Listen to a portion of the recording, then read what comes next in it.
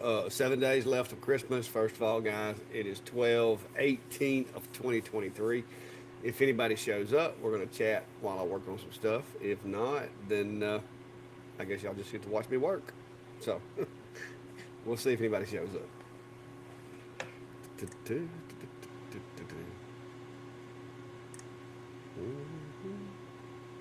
Oh, hey, two people here. How are y'all today? Working on a project. Uh, Watching paint dry also.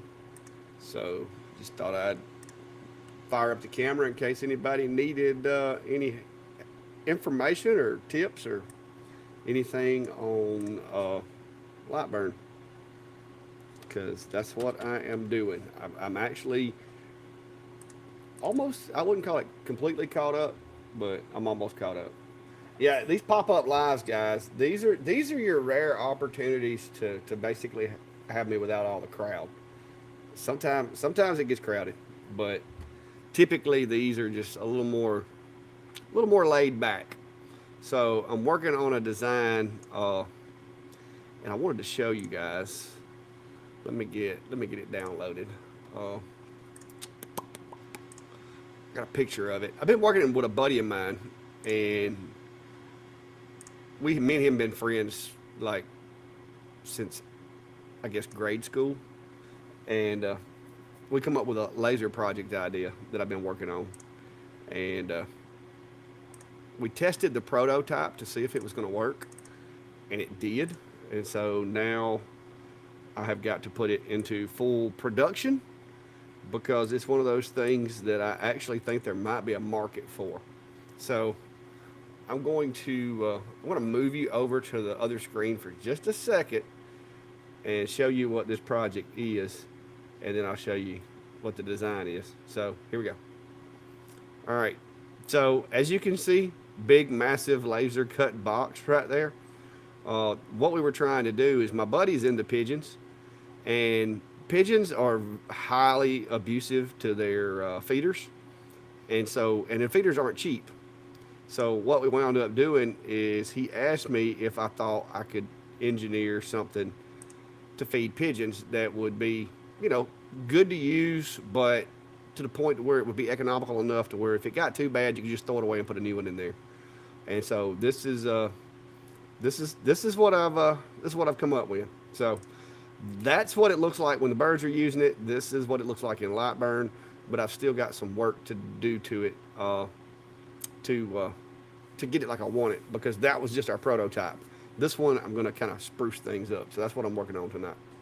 So anyway, I bet you hadn't seen anybody make a pigeon feeder out of a laser before, but that's what we do here at the Clack Shack. We make things that other people don't make.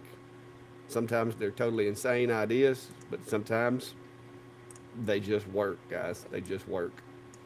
So what are y'all up to? I mean, I know it's like 7 days to Christmas. Guys, look, all I'm waiting on is paint to dry, and I'm through with May May's 50 ink dens. I had two cutting boards that I had to engrave tonight with recipes on them for a customer. I'd love to show those to you guys, but I can't because I don't, in the rare chance that the guy's, wife or whoever, mother, grandmother, whoever it is, in the rare case that she's watching, I wouldn't want to give a surprise away. But just got those done, so I'm almost caught up, guys. I got all my Christmas shopping done. Have you got your Christmas shopping done yet? I had to get Brandy something for Christmas, and I've been putting it off and putting it off. I finally did it today, so I got that done. Let's see here. Yeah, it is a small crowd, but like I said, Robert, what is it they call it? Say small classrooms and small groups. You learn more because it's more one-on-one interactivity. So maybe you can get your answers to your comments and questions. Uh, Getting used to Eric Galvin saying he's getting used to his new machine, or yeah, new machine. What did you get, Eric? Which machine is that? You may have told me. If you have, I apologize. Jeff, the Rolly. I like the Rolly. I've got to get off my butt and run another exhaust pipe out, because right now I either have to use my V35 or the Rolly, because I'm kind of taking it around and hooking it to my exhaust system for the big enclosure, And so I've been just using my V35 on a lot of stuff, unless I'm, doing testing or whatever. Then I'll run a pipe to that one. But I've got 40 foot of hose around here. So, but I don't like having it, especially with my recent back surgery. I don't like having a big 6-inch hose, 4-inch hose draped across the floor because I'm afraid I'm gonna forget and hit it and trip over it. But the Rolly is awesome. I will say that. It is a well thought out machine. As long as you don't have any hang-ups with the work area size, it's great. Now, I do know that they're going to come out with a powered pass-through, like a roller utility for it, and it does have a pass-through currently. So you can do longer things, you just can't really go wider. But I do like the Rolly, the power output, the speed, the sturdiness of it, the way the honeycomb's kind of jigged. All of those things are great. I really can't find anything bad to say about the machine.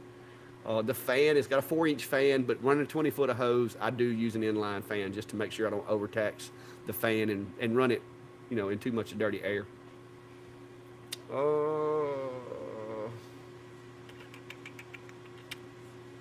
Philip, I don't usually do anything on the bottom of tumblers because most of the time the ones I get, they're not coated on the bottom, so it's not going to be an accurate depiction of what the tumbler itself is going to do.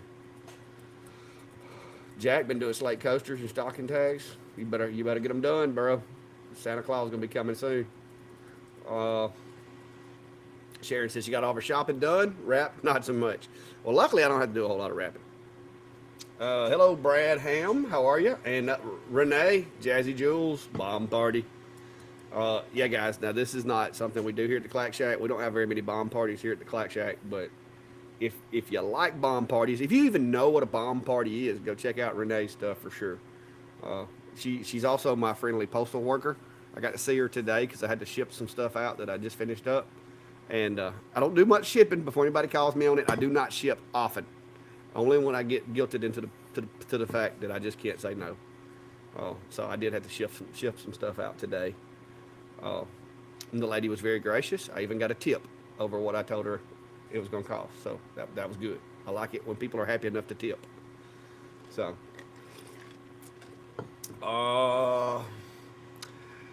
let's see. HTL Holsters, what's up, everybody? How are you? Yeah, guys, if you don't mind, yeah, you can smash the like, subscribe, those little buttons over there. You can mash those. I do appreciate that. It does help. Because, like I said, this isn't my full-time job, but I do have expenses associated with this, such as the software that I'm running right now that costs me a lot of money every year. But yeah, love the Rolling. Got the MK1 during the original Kickstarter. Yeah, Robert, I had been kind of looking at the Rolly Lasermatic, trying to get out of that. It's the Rolly Automation Lasermatic. So I'm trying to get away from that. But I have been looking at it ever since I saw Rich and everybody have one. And I was intrigued and I liked it. But I did not fully comprehend some of the things, some of the advancements that they put into the machine. It's pretty awesome. What's up, Chad? Chad's Castle, or Chad Castle, yeah. Sharon says she's making photo album covers for great grandkids. Are you doing that with a laser, Sharon, or are you doing that like May style? Because I know you kind of do May style stuff too, don't you?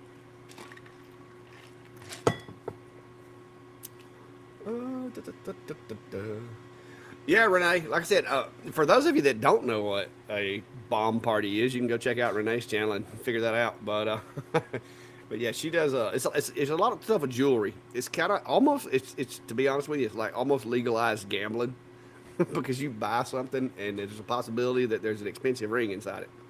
That's all I know about it. I mean, that's all I got. But Eric's got the F1 with the air purifier. Yeah, Steve's got the F1. You know, Steve is X-Tool's favorite creator. And so he gets all the X-Tool goodies for the most part. I get one every now and then. But he likes his. He took it to an event with the purifier and it done pretty well for him, he said. Jimmy Lee, howdy. Florence, South Carolina. Oh, guys, if you haven't put your name on the map for the laser engraving community, which is kind of like mine and Steve's collaboration of a map, I did drop those links in the description, so you can click on that and go look at the map. I know Steve updated it last night, and I think he did it again this morning. So there's lots of people on the map already. But if you want to put a pin somewhere in your neighborhood, it doesn't have to be on top of your house if you're worried about privacy. But you can drop a pin near where you are and kind of help us fill that map in to where we can get a good idea of where everybody's from. Best wood for carving depth into without the yearly ring spoiling it. How deep you talking? I will tell you, any natural wood is gonna have grain. You're gonna get a little bit of that, but as far as the ones that it isn't as visible, I would have to say poplar is a good one, and magnolia, magnolia and poplar are like first cousins, so the grain is very similar. But hang on, let me see if I got this. I got an engrave over here somewhere on poplar.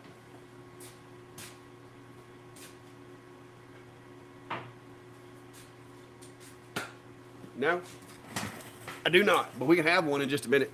But this is a piece of poplar that I cut off my mill, and it's still got the bark on it, of course, because a lot of people want that. This side has got a lot of nutrient deposits, which gives it those cool colors. And in some applications, this is cool, but for lasering, I try to keep it, kind of monotone as far as the engrave. But this stuff does really well and doesn't show lines all that bad. And I don't know what I would want to put on this. I could burn something on it right quick and show you guys. But I've got some other poplar stuff I did, I think. Let me look over here.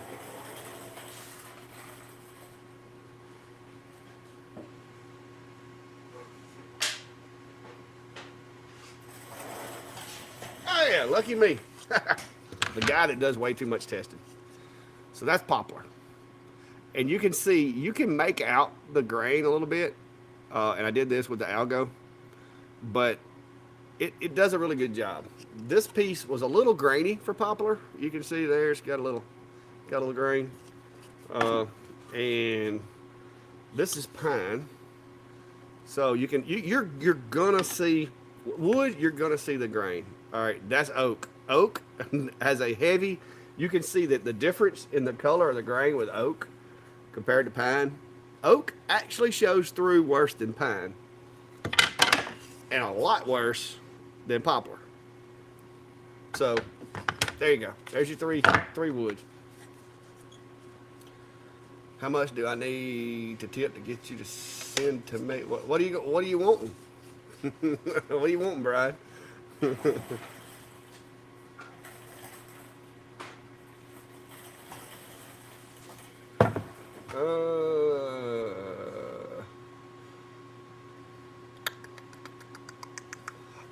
The MK2, I'd have to look at my library. I'm wanting to say, where's my box? Hang on.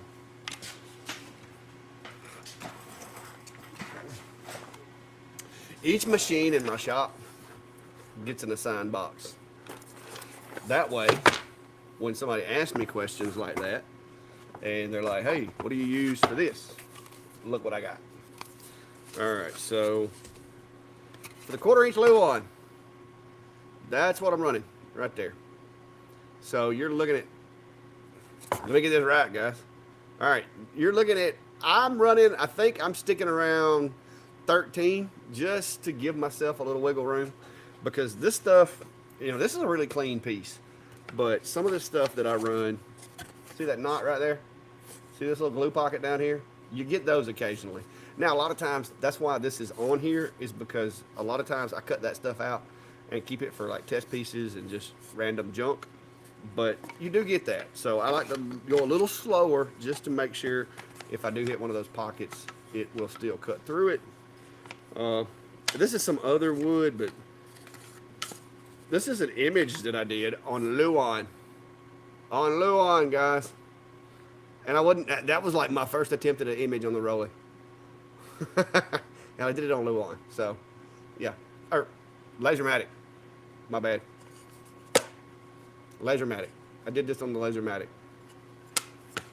So, but of course, if you're trying to not get a whole lot of a whole lot of grain. Basswood is known for it has wood that is not real grainy, but just like any wood, basswood will have some grain.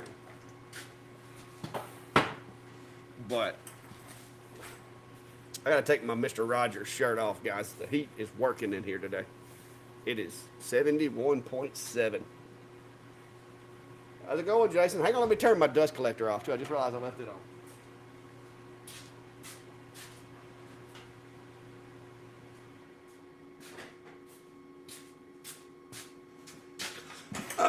I was sanding some stuff from May a while ago and had to turn the dust collector on.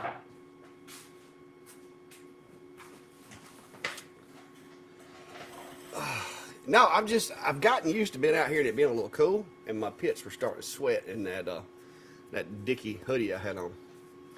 So I don't want to get all sweaty. Da-da-da-da.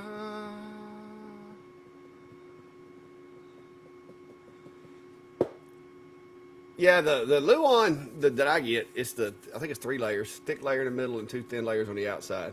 The more layers you have, typically speaking, it's going to be harder to cut because you're going to have 1 extra layer of glue or 2 extra layers of glue. So, back's doing a lot better, a lot better. And what's a good size for test grids? Well, let me show you something, guys. Y'all remember the videos that I did on the mirror frames? This is scrap from doing all those mirrors, and I save these guys and use them as test pieces. And then I've got a bunch of others that when I cut my plywood up, I wind up with this little small piece, and I cut it up for testing as well. So I mean, as long as you've got a 6x6 piece of material, you got plenty of room. Kai Hamilton, evening from Montgomery. Is that Montgomery, Alabama, Kai? I'm guessing. I'm sure there's a Montgomery somewhere else, but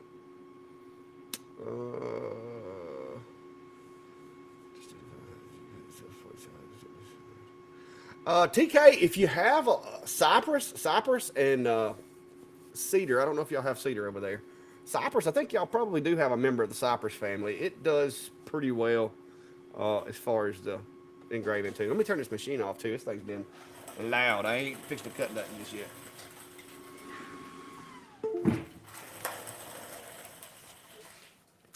But that's what I was going to do. I was going to work on this design, but y'all are keeping me busy with the comments. So for those of you just joining, I was actually working on this design right here. And guys, this design is literally for the birds, okay? I mean, this design's for the birds. Like, seriously, for the birds. So my buddy of mine, he has pigeons, like racing pigeons. And feeders, they destroy feeders, get them dirty, get them yucky, and that kind of thing. And the plywood that I use, my cost on that bird feeder right there is probably $3. So he wanted something that he could use in his bird pens, and if it got too nasty, he could just chunk it in the fire and move on, because he's been paying like $40, $50 for different feeders. And so I come up with this as a design for him. And this is actually video footage from our scientific testing that we did to confirm that birds would actually eat out of a laser cut box.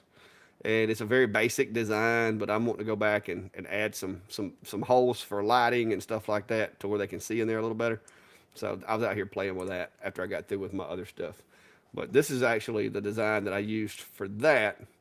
And I got to move these holes up. I think we decided we was going to move them up about 10 millimeters each row. And then I'm going to add some extra holes for ventilation and stuff like that. But like I said, with the price of, because even like the top, if let's say the top gets covered in that slimy stuff that pigeons leave, this top basically is this piece and these pieces. So you could toss the top if the bottom was still in good shape and just pop another top on it. So that was kind of it's very easy to transport. Like he could have 50 of these in his shop. It wouldn't take up a whole lot of room once the pieces are cut out. and he could only have to put them together as he uses them.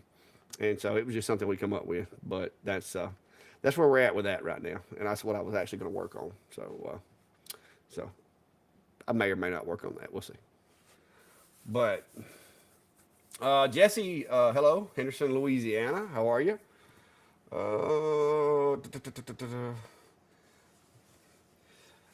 Somebody trying to cut something. Oh, hang on. And I missed some comments. Flummerton famous. Hey, hey, how are you, Flummerton? You got that thing figured out yet? Guys, Flummerton famous is, we went to a YouTuber's thing in the spring here in Chilton County, and I had a giveaway. Some of y'all may be aware that I was giving away a laser. And coincidentally, somebody down below is asking about the Whizmaker. But Flummerton famous entered my drawing and actually won that Whizmaker that I had. So I don't have it anymore. Flummerton's got it, and I'm assuming it's still working well. It's a good machine. So, but yeah, he's actually, he's right there. That guy's got it. He won the drawing. I did a drawing for anybody present at the event that put a ticket in my little wheel, and he won it. So, but it still worked good when I got rid of it. I'm guessing he's taking care of it and it's still working.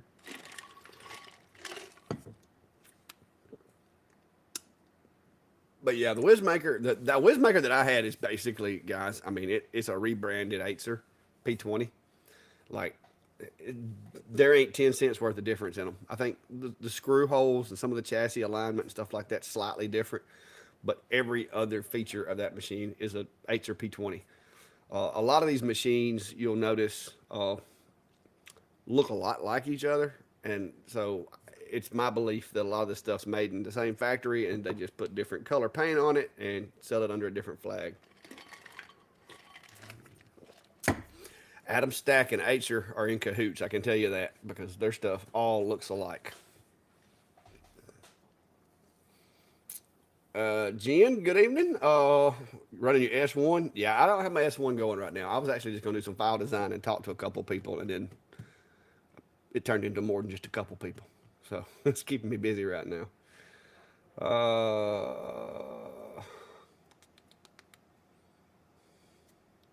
Now, Gray, the top, it's literally like a shoebox. The top, just like you can lift it off. That's how you put the feed in it. So you can just like lift the top completely off the thing. So it doesn't require rebuilding or anything. No, Brian, I have not changed out of focus lens. Luckily, I have not had a need to. Uh, I've accidentally taken them out before by unscrewing when they're too tight together or whatever. But I've never actually changed one out. Now that you've said that, I probably will next week. But so far, I haven't had to, and I pray I don't, because if it happens, it's going to be one of my main go-to machines. And just like tonight, I can show you the back of. No, I can't show you the back of that cutting board. But anyway, this cutting board was like literally 24, 26 inches wide, and so I had to do it in the big enclosure, and that's why I keep a backup P20 that I can throw in here if my V35 goes down. So. Well, Brian, I appreciate that. It's nothing, doesn't mean anything to me as far as it's not my thing, but I appreciate y'all showing up. That's pretty cool. Hobo is walking. Yeah, Hobo. He, like I said, I met him through YouTube and through the channel or whatever, and I know he's getting into some live streams now, and I think me and Steve may have encouraged him a little to do his, like light burn creations type stuff, but he does a really good job at it. I've watched some of his videos. Now, some of the stuff he does is way more complex than I care to do, but he's got the techniques figured out. I give him that. But let me move you over here, and I'm gonna kind of just wow the. Now, Brian, I don't know about being famous. I did get a new toy today though, that Steve ain't got. We can't talk about it. I can't tell you what it is, but if there was to happen to be a picture of it on my phone go by, you might could see it. And if you're not paying attention, yep. But anyway, I got myself a Christmas present today. It ain't a tool. Well, yeah, technically it is, but anyway, we can't talk about that here. Analytics don't like that, but yeah, it was my early Christmas present to myself. I got a matching set now. But anyway, let me move you down here for a second. I'm gonna just kind of show you what I'm doing. For those of you that are brand new, I know 2 or 3 people said they're brand new and learning Lightburn. So if you are brand new and you have questions, pop them up there. I'm gonna try to look up and see if I can, see the comments. So I'm gonna move you down here for a minute so we can see this.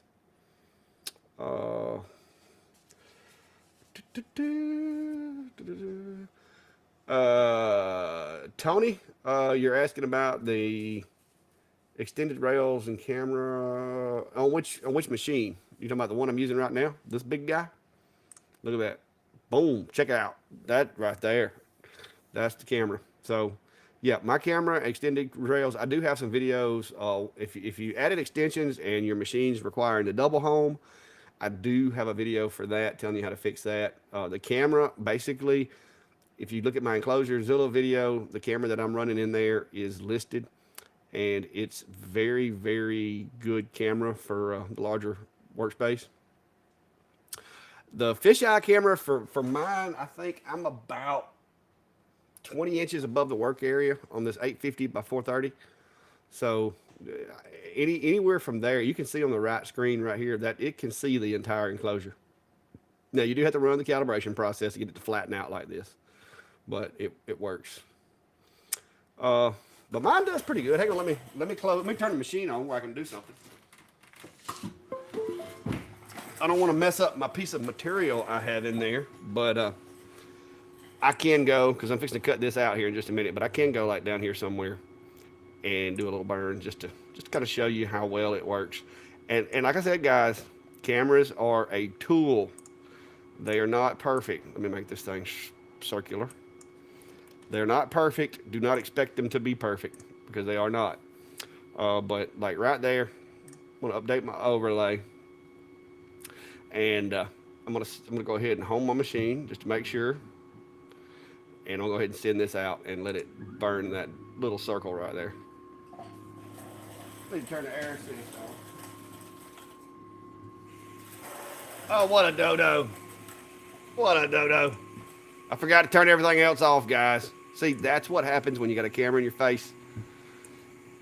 It was cutting my whole design out.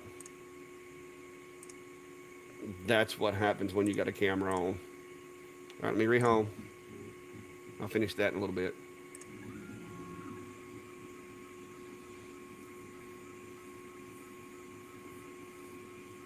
Yeah, it wouldn't hurt to throw a couple of asterisks, a question mark, or something in front of the comments for sure, because sometimes it is hard to spot. Let's see here. Having trouble connecting my M1. Heartland, I'm gonna be honest with you. I have never been able to get by M1. Are you talking about an X-Tool M1? They don't work on Wi-Fi unless you're using XCS. All right, so there's the little circle that I just sent to burn. And the way to kind of test this camera to see exactly how accurate it is to hit the update overlay while this is still on the screen before you touch anything. And when I hit update overlay, you'll see there is, if I turn the visibility on this off and on. So let's see how far that is off. So if I go from here to here with a box, so you're looking at 3 millimeters, about 3 millimeters off, which I think is pretty awesome, considering this is an 850 by 430 workspace. For it to only be that far off, I think is really good. Like I said, it's a tool to be used for like finding your scrap and stuff like that. It works well for that. What in the world did I just do? I am throwing stuff in the work area. Guys, y'all got me all messed up. Let me turn the air assist off.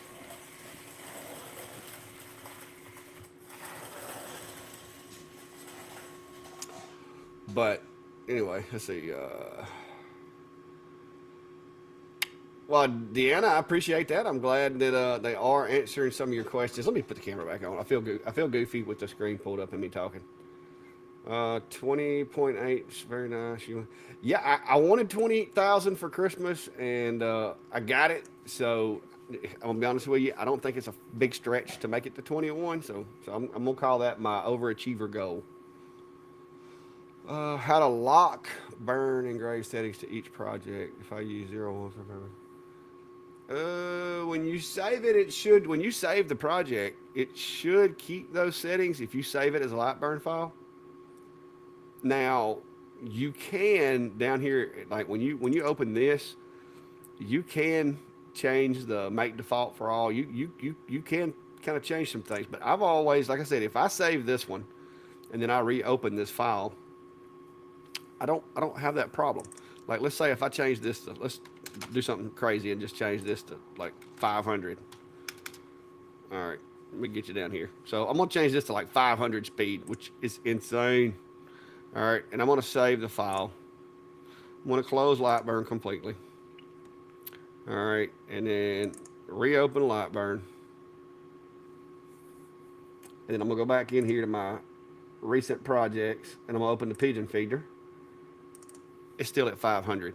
So as long as you save it as a light burn file, that is should, and unless there's something that I haven't run across yet, it should keep your settings here.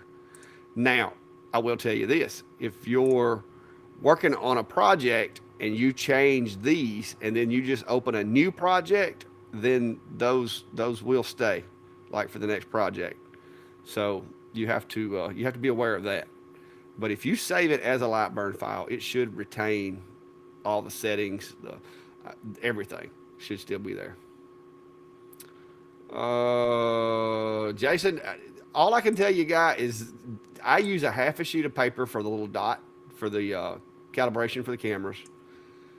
I use a half sheet. I don't use a whole sheet of paper. I use a half sheet, and I run through the entire Lightburn calibration. I do not use any presets with any of my cameras, and I've always had decent results out of them.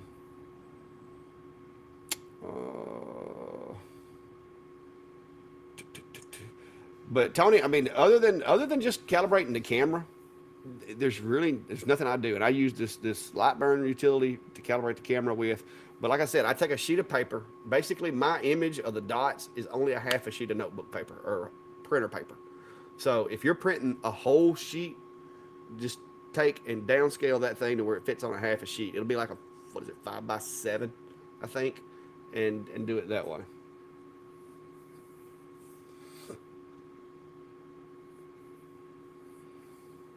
Yeah, I'm sure there's probably a formula for it, Brian.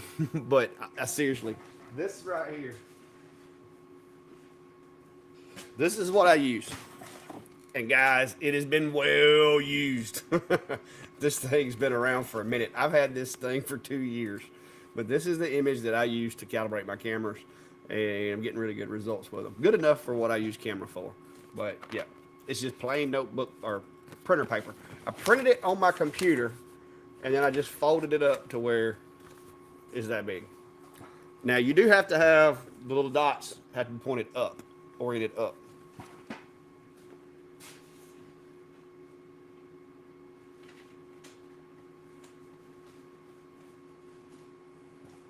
But I do have a couple of videos showing the whole calibration process on several different cameras. So if you just go to my content and search camera, you'll find several videos. Uh, comments, concerns. I knew you want to use GRBL. I'm trying not to make money.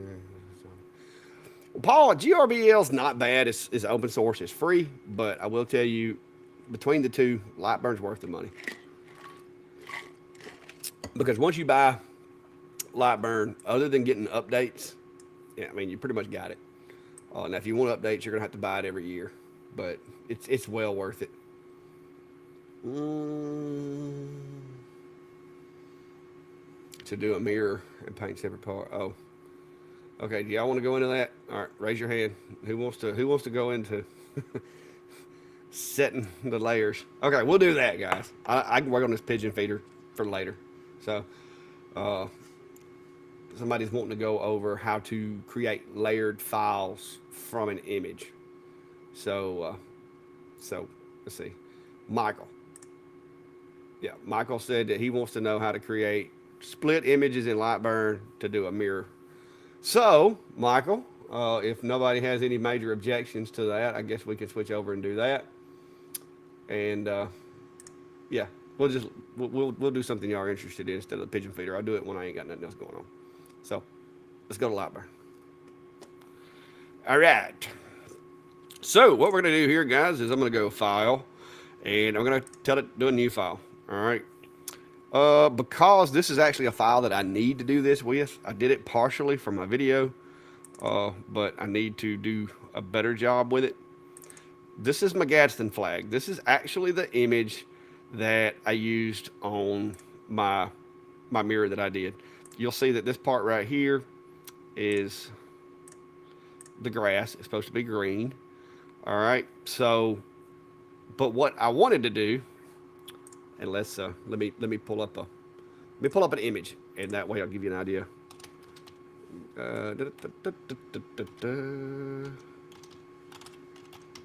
I wanted to completely colorize it, so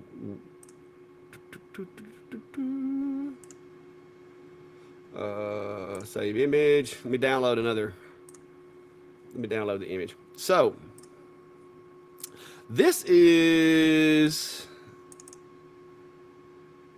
well, that's not helpful. I forgot it's coming in black and white. So let me show you here. Let me get it out of this way. All right, so this is what I want it to look like. See how the yellow is in the snake in these parts right here, and then the green is here. So that's the part that I didn't do in my mirror video, and I didn't realize it until after I'd done it. So that's what I'm going to do. And we're going to go in and we're going to take this part here, and we're going to make that into the yellow. So we're going to color fill that with yellow.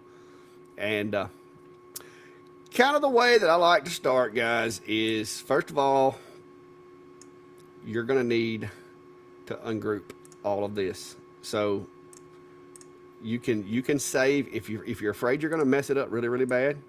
You can come over here, do this, duplicate it, and put you a copy of it over here, just in case something was to happen to your undo button. Hopefully it won't, but if it does. And so what I'm going to do is this yellow part right here in the inside is what I want to make yellow. So I'm going to ungroup everything. You got to make sure you get everything ungrouped, and there's probably going to be several ungroupings to do, but you just got to keep clicking on it until only the line that you want is connected. So I'm going to need to find me a yellow color.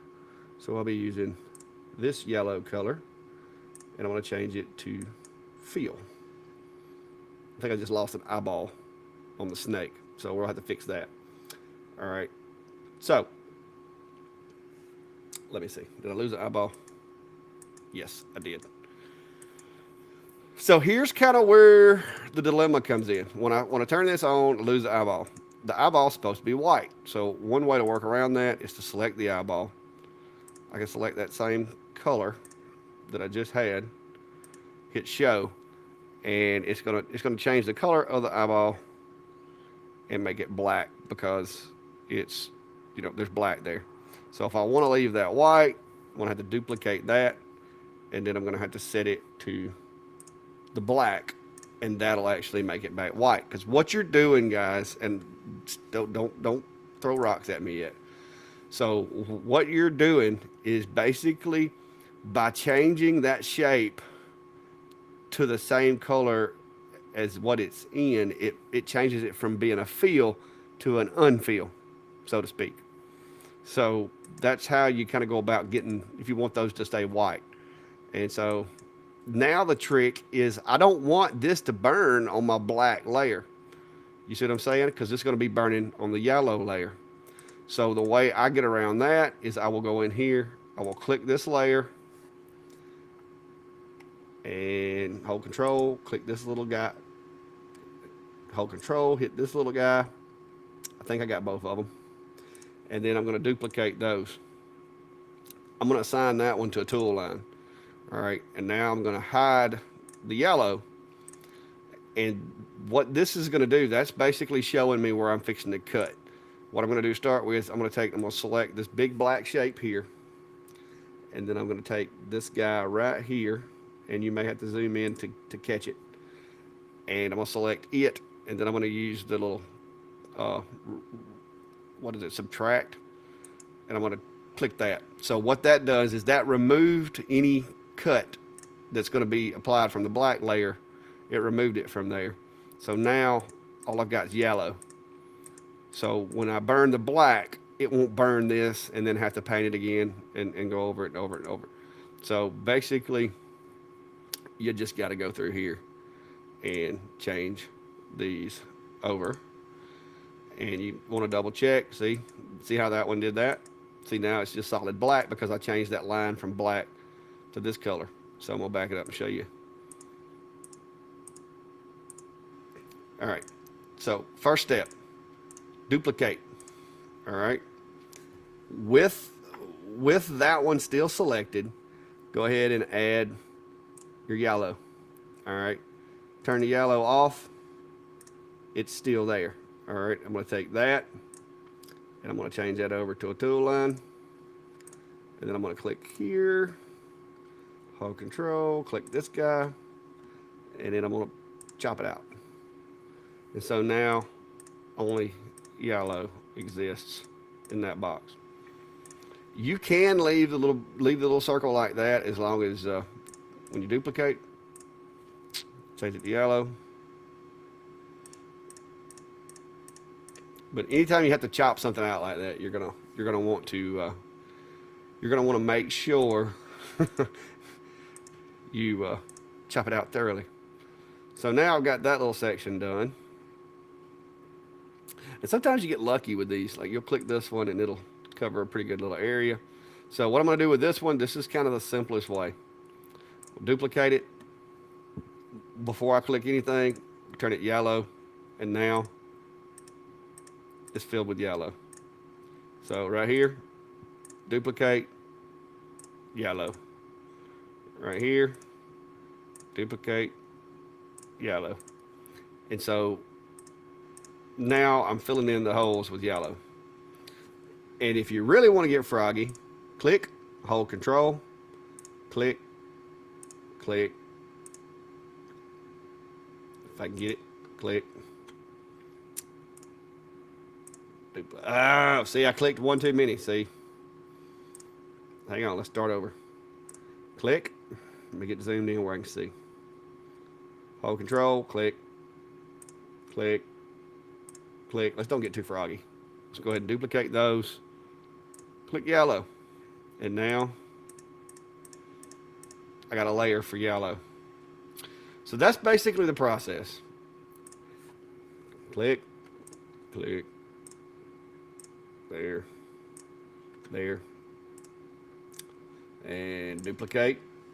Before you touch anything, click it yellow. And now because I left the black layer there, it's going to be there. So just slowly getting there. Are y'all still with me? The comments have quit going. Short after live stream.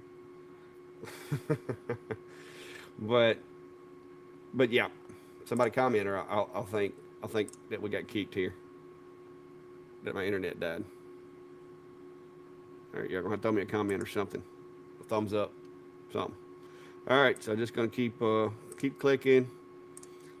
And like I said, you can get a little froggy and start like really throwing some stuff together, but one misclick and you have to start over. That's what frustrates me sometimes. So then I'm going to duplicate all of those, assign them to the yellow, and then I like to turn this off and on just to visually confirm that it worked. All right. I appreciate y'all letting me know y'all still come because, you know, my equipment sometimes will stop. All right, so it's a little tedious, but once you learn that all you really got to do is where you have those white voids and you want to add color, is just go through here and click them, duplicate, and then assign the color. And I like to use colors to that I'm like the color of the actual image. Of course, I'm gonna change the settings and stuff and assign the proper settings to it. But I like to. It's kind of like paint by numbers, I guess. I don't know how many of y'all know about those, but it's just a little. It just makes it a little easier for me. Duplicate, assign yellow, and again, all we're doing is taking that white space. Oh, guys, look. See this? That shouldn't be yellow. Y'all messed me up. So I'm just going to delete that layer, and it should go back white. Yeah. See? Somebody told me today they liked my videos because I admit that I mess up. It's hard not to admit you mess up when you're live, and some of y'all may have saw that before I did. And sign it yellow. And I know rattlesnakes aren't yellow, but this rattlesnake will be. All right. Duplicate, yellow.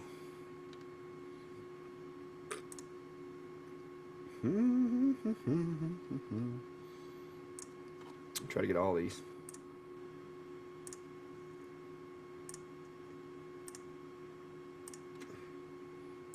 Duplicate, yellow. So there we go. Now all I have to do now is because this is a mirror, and on my if I do this, especially if I do this, say on the X tool, I'm going to change all of these to 500, 100%. 254 is a little much. I'll just go 200. I think that's what I ran on the other one. No, I ran to 127, so I guess 127 will work. Fill all shapes at once, especially with a mirror. It saves time. So I recommend you just do it all at once. 500 millimeters. 500 millimeters a second. 100% power. Air assist is on. Okay, so the only difference between these layers, guys, is when I first, my very first burn, what I'm going to do is I'm going to turn that layer and that layer. I want to turn those off. That is my first, when I put the mirror on there, that's going to be my first cut. Oh, I see an issue. I see a problem. Yes, I do. Look down there in the bottom left. Somehow or another, I have oopsed again. So it's 3 pieces that need to be duplicated. All right, show you. It's easy fix, guys. Easy fix. 2, 3. Duplicate those guys. Change them to black, and that should fix it. Okay, yeah. Got it fixed. So back to what I was saying before I realized I had messed up in front of everybody. I'm going to burn this first, okay? When I get through burning this image, this is going to be the black part of my design. I like burning the black first just because when you spray it, you put that layer of black paint on everything else, and it kind of, it just makes it look a lot better than trying to do black on top of your other colors. Because if you want color to come through here, you don't want black paint on top of the yellow paint. So what I would do is I would burn this. Once it got through, take the mirror off and put it back in the exact same location as it was. Then you could do, let's say I probably would do the yellow next. So we'll do black first, then yellow. So my next burn would be the yellow parts. And that's all that would burn would be the yellow parts. And we just spray painted this thing back black.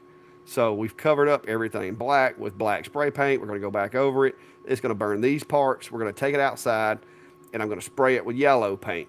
All right, we're going to let that dry. If you're impatient, like I can be at times, you can use a heat gun with moderate heat from a far distance and to aid in the drying. But take my word for it, if you dry paint on glass too fast, it's going to flake and crack, and it's not going to do a good job. It's best just to let that thing sit there by itself and air dry.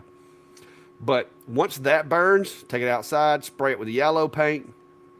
Once the yellow paint's applied, put it back in exactly the same location, and then you're going to come back and you're going to turn the last layer on, which is just the grass. You're going to burn the grass, and then once you burn the grass, you're going to paint over top of that with green. But that's how you go about doing the different layers. But now, like somebody just said, if it's a mirror, select everything you got and flip it. That's all you got to do. Because you got to remember, you're going to be looking at it from this side over here, not back here where we're sitting. You're going to be looking at it from over here. So if it's a mirror, you're going to need to flip it. Unless you're coming in from the front side, but if you're doing a multi-layered paint, you need to be coming in from the back. And like I said, you burn that layer. Then once you get it burned, you burn this layer, and then you get it burned, you burn that layer.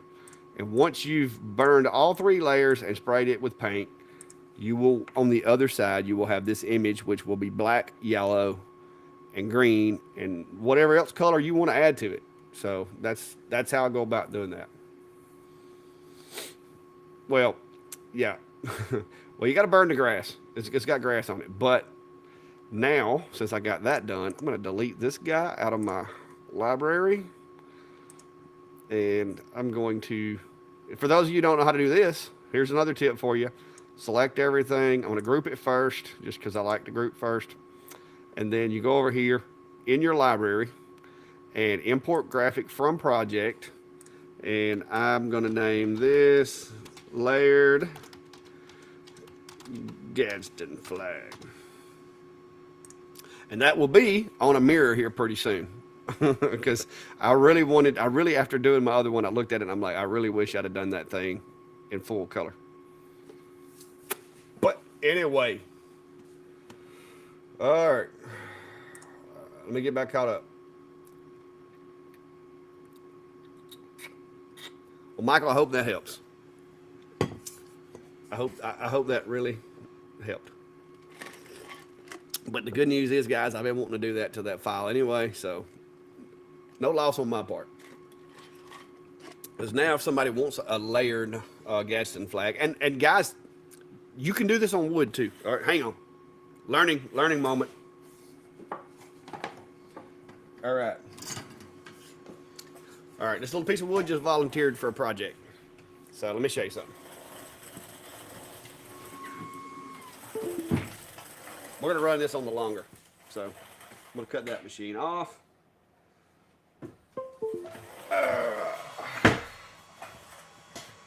That's right. Learning moment, guys. Put your learning hats on.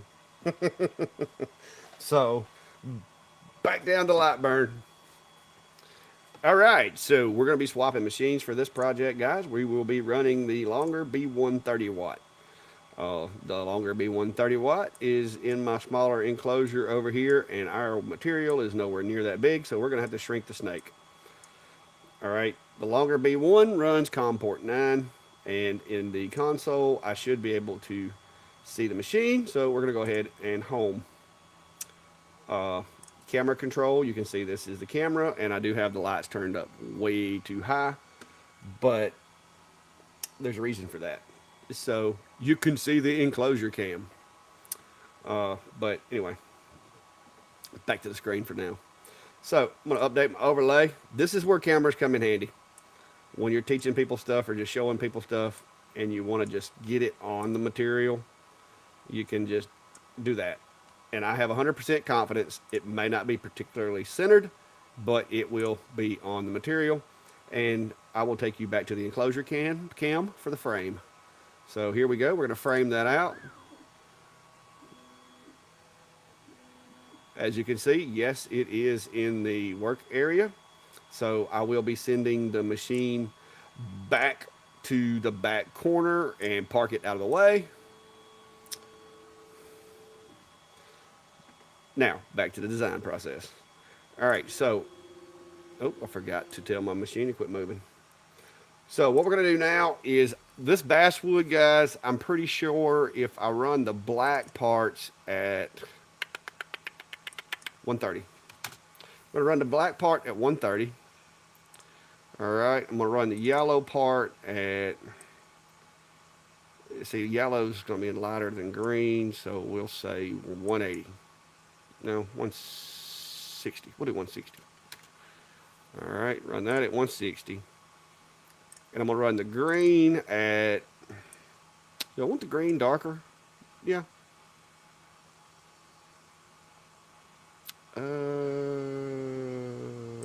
Let's run this at 160. And then we'll run the yellow at 180. I don't do a lot with basswood, so if this does not turn out well, sorry. So back to the enclosure cam. All right, so now we're just going to run this. Yes, at 100% power.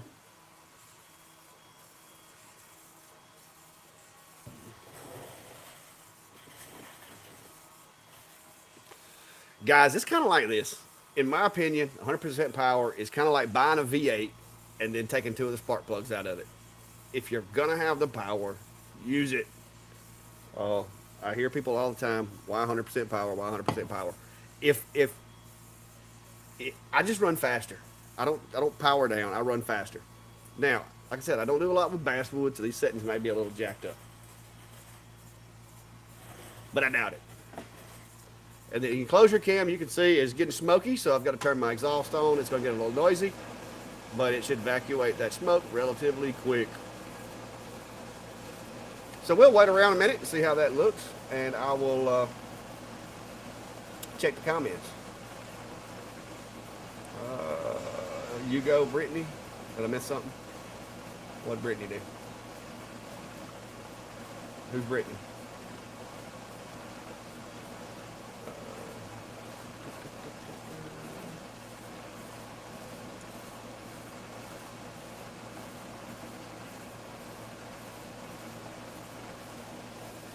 Let's see. Let's peek in their enclosure.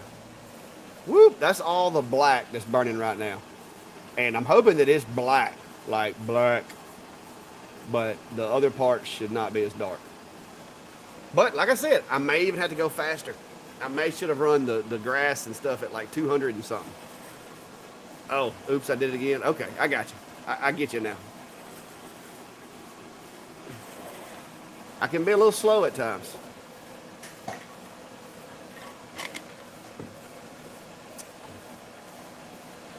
What's up, old guy designs? Oh, I was just out here in the shop messing around and thought I'd throw up a live, and we actually had a couple of good. I think we had some good training moments. Well, I think it was a good training. Good training, good effort, guys. Good effort. But yeah, guys, by no shake of the imagination am I like the expert at this. There's a lot of guys out there that know a lot more about this stuff than I do. Most of what I know, I have learned from watching other people on YouTube or just getting in here and tearing some stuff up. That's the one thing that I will tell you. People who like hug trees do not like me because I will burn down some trees, guys. I mean, I generate a lot of waste over here. And sometimes I get so much scrap that it just gets overwhelming. And my wife cooked me some supper tonight, and it was delicious, but it gave me heartburn. So, luckily, I got a couple more left. That's right. Putting in the reps and pulling triggers. Muscle memory. It takes at least 300. It takes at least 300 motions to actually start to form muscle memory. So that's why the more you screw up when you're doing laser projects, the less likely you are to screw up later.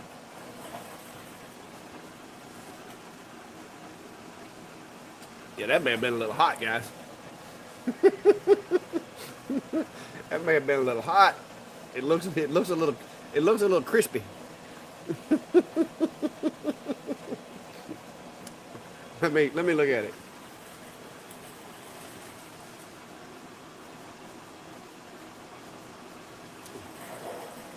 Okay, I'm gonna call it audible on this one. We're gonna have to put another piece of material in there, flip that over. Uh, this thing this is a hot laser.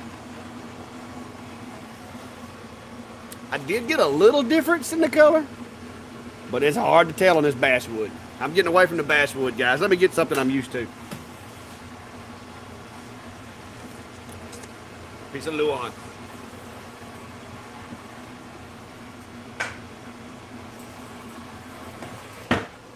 All right, back to the screen. All right, camera control. We're going to update our overlay here. I'm going to move my design down into this corner right here. And now that I'm actually using a material that I know what will do, I'm going to run this at 300. I'm going to run this at about 220. And send it. There we go. Off to the races. You can't see nothing right there. I should have put it up higher.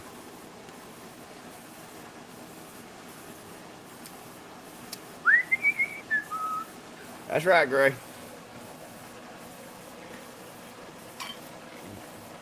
But anyway, guys, what are y'all got going on? Because, like I said, it's getting close to Christmas, and yes, guys, it's about 8:30, and I do have to work tomorrow. They still make me come to that place for now, so I got to get up in the morning. Can't stay out here too late. I usually stay out here till about 9 or 10 most nights anyway. Sometimes later, but I've got most everything caught up. Check it out. Oh, wait a minute. While we're doing this, let me go grab these other May projects. Well, I got to flip them over and spray them first. Let me do that.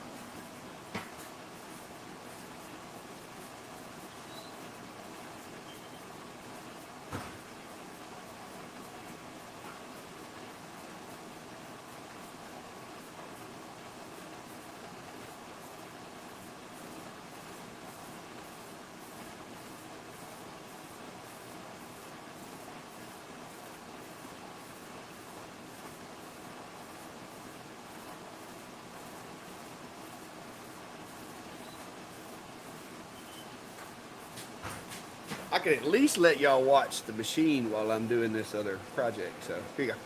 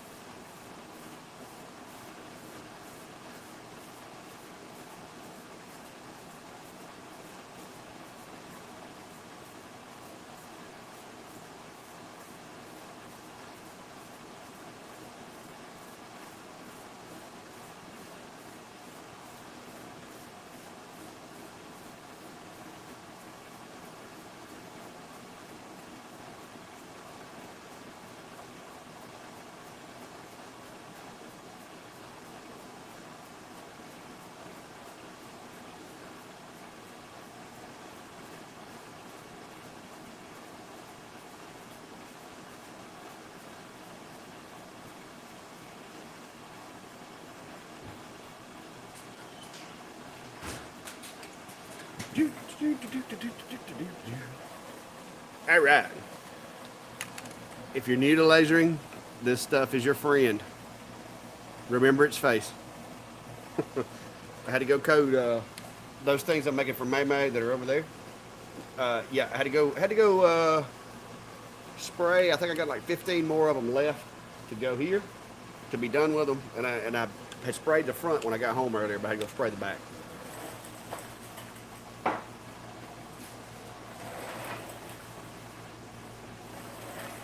Oh yeah, getting some good color on this one, guys. I almost made it yellow. You can't see it. Too bad for y'all. Too bad for y'all. Let's see what we got going on. A gallon Yeti. I have not. You're definitely going to want to make sure you got a big roller for that. Well, Hobo, start shooting me a message, bro. I was just in here working. And you can do. Hey, you can go ahead and splash it out. We about wrapped up over here. I got that guy right there is finishing up if I have the desired result, which it looks like it's going to work out the way I wanted it to. I would technically need to take and go to a test grid, guys, and go through there and pick the colors. But I'm pretty sure these will have enough of a contrast that it'll work out. It sounds like it's getting toward the end. Okay, the yellow is about to wrap up, and y'all can't see it because the module's in the way. The yellow's about to wrap up, and all it's going to have left is the green. And thanks to my positioning of the piece of material in the workspace, you really can't see nothing for that module being in the way. So now it's doing the grass, so it won't be long. Let's see what the grass looks like. Good enough contrast to see the difference in the layers, so that'll be good.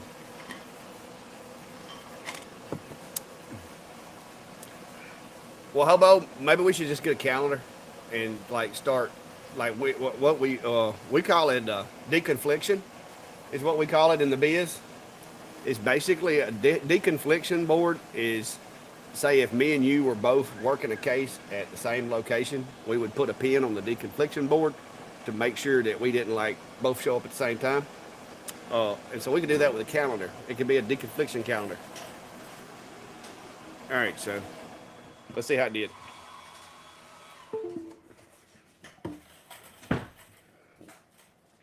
All right. Woo-hoo-hoo. It isn't contrasted as well as I might have liked, but it did it good enough that you can see. You can see that the grass and the black is definitely good and contrasted. I probably should have just went on up to like 300 for the yellow, but anyway, you can see the contrast difference in the in the design. One, especially in the depth of the burn, you can see a definite difference there. But that's how you do it. Let me hit this with some sandpaper. See what it looks like.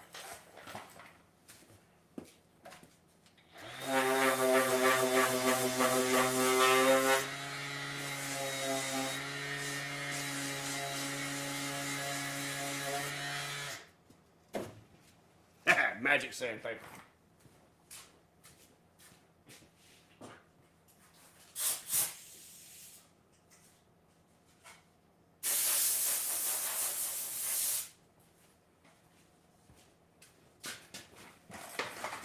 All right, so a little better there. I took some of the shading off of it, but you get the principle, guys. One more time, we'll look at the. This is the whole object is each layer is assigned its own unique settings. Now, if you want to do this the proper way, instead of just throwing numbers at it, you would need to get your test card, which I don't know where my test card is, and pick the colors based on the shading on the test card, and then assign them appropriately.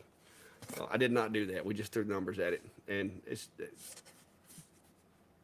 for the sake of time. But that's how you do it, guys.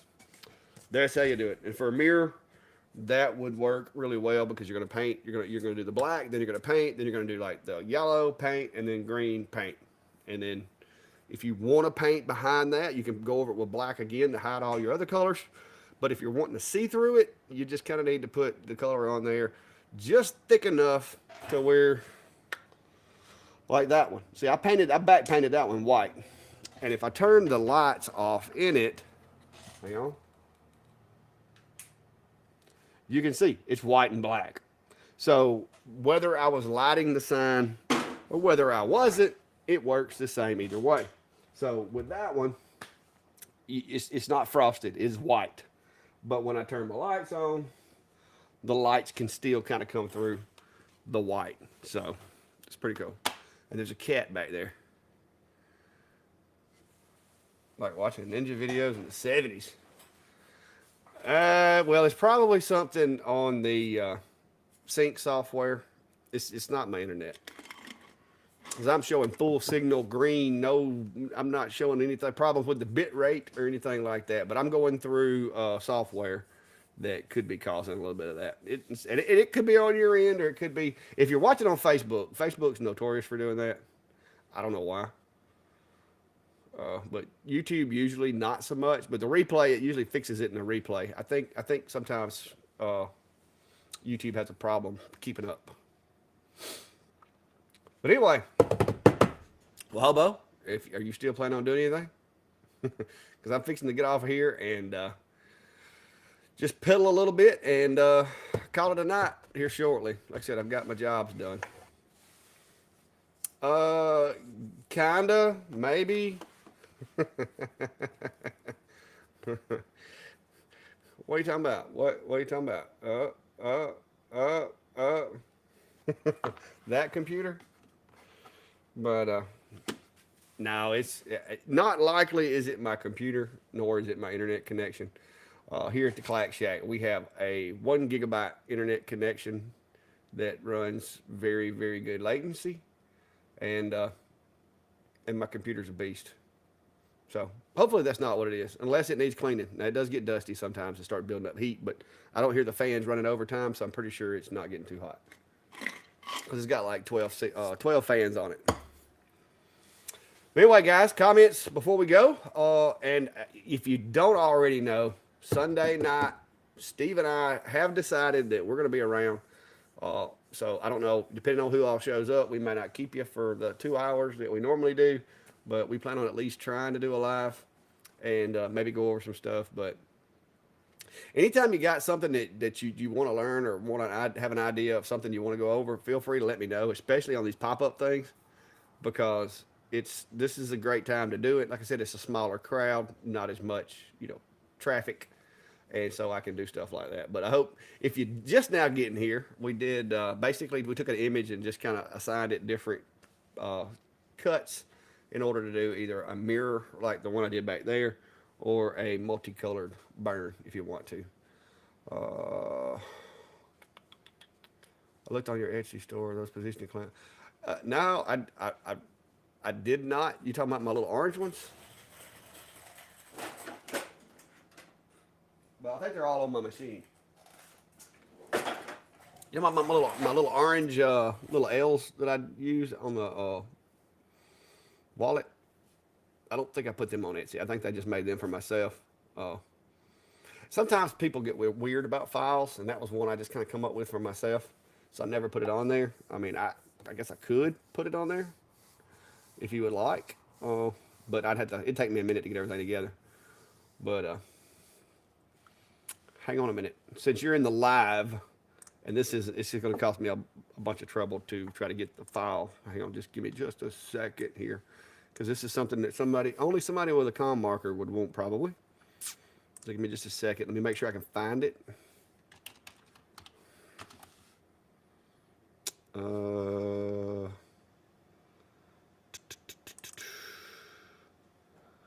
don't even know what I did with them.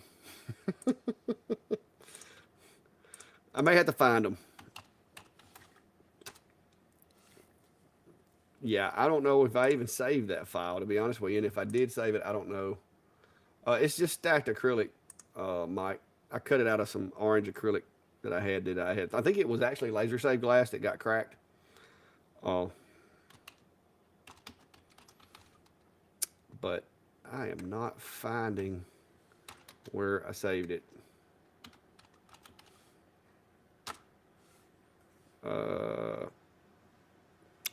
Yeah.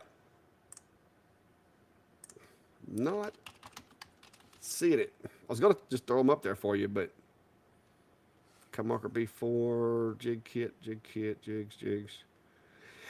Not seeing it. I may not have saved the file. So, but it's just basically, if you'll measure, it's just an L bracket. Just make your little L shape with an L-shaped hole in it, and because if it's got a slot, you can adjust the screw. Cat's on the box. Is the cat back on my machine? They like sitting on top of my machine over here. Oh no, she's up there behind the mirror. Right there, trying to get to their bed's actually up there behind that black curtain. And now you can see her. You can see like a piece of her hanging out right there. But their bed's back there behind that black curtain, and they're scared to death to go through the black curtain, so they go around it. And they knocked my clamps off last night and nearly hurt somebody in here. But yeah, it's done got cool outside, and there's another black cat showed up trying to fight everybody. But there actually is a contract out on that cat now. Fluffy decided it's time for it to go. So, but it keeps coming in and beating up on everybody. It comes over to the front of the shop and catches them when they're coming in and out. But anyway, guys, I appreciate it. On the alien head, that is Al. He is my AI assistant. But I appreciate it. And guys, I think Hobo, you said tomorrow night. What time? Live. Hobo said live tomorrow night, testing his live hinges. So if y'all want to go check him out tomorrow night, I guess he's going to have one. And Hobo, I'll try to come watch yours and not do one. How about that? But anyway, guys, I hope you enjoyed it. I hope you learned something. If you were here for the learning part, if not, I hope you just enjoyed chatting. And 8 o'clock p.m. I'm assuming. Yeah, 8 p.m. Eastern Standard Time. He said 8 p.m. Eastern Standard Time over at Hobo's. But anyway, guys, that's about all I got. But yeah, check out the replay V. Like I said, it might be something that you need. Link, please, to Hobo. Hang on, I'll get you. Well, I'll send you a link to Hobo's channel. Give me just a second. I gotta find him. I don't have him in my quick find here.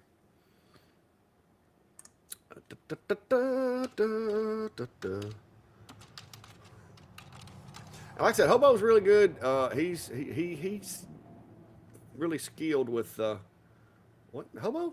How can I? Oh, I forgot to put the H. I was looking for oboe with wood. There is no channel called oboe with wood. Just so you know. Let's see. Copy. Here you go. Because I'll have to give Hobo some permissions in the group because I've got it blocked, guys, where people can't be dropping links. And part of that is I had a guy the other day that just got plumb mad at me and said that I was the worst YouTuber ever because I deleted his comment, blah, blah, blah. But guys, I don't allow links to be posted to my videos, and mostly because spammers will come in here and try to sell you everything from, just all kinds of junk. And I don't want that in my comments. So Steve, Brandy, and a few others are the only ones that I allow to post links in the comments on my videos. And it's nothing against anybody. I'm not trying to stop anybody from sharing. It's not a grab at anybody's freedom of speech or anything like that. It is just, I don't want people putting, stuff that I don't approve of in the comments or trying to scam you guys while y'all are in here watching my videos. So that's why I don't do that. So, but anyway, that's a link to Hobo's channel over there. If y'all want to go check him out tomorrow night at 8, he said he's going to be testing some live hinges or living hinges, and you can go check that out. So there goes the cat. See, I'm telling you, they're getting ready to go to bed. And see, she won't go through the black curtain. She'll come back down the ladder, or either she'll go up and around to keep from going through. Watch this. She will not go through the black curtain. See, I don't get it. It's literally a curtain. But anyway, no, Brian. Steve can post links. Steve's actually one of my moderators. So Steve can post links. He can do whatever he wants to. He has moderation privileges on my channel. But like I said, there's just, you got to see some of the stuff that those filters catch. I don't know how many of y'all see in the laser engraver community, but there's a lot of people come in there trying to sell stuff. And some of it may or may not be scams. So yeah, I don't know, but they're scared to death to go through that curtain for some reason. And look, they have no respect for woodworking. They just run right through the stuff. But anyway, guys, be safe and have a good day. Go check out Hobo tomorrow at 8 Eastern Standard Time. But yeah, Gray, that's 2,000 hours for you, sir. But yeah, check him out. He's got some good information over there. And he's a good guy. So we'll see y'all. Have a good one.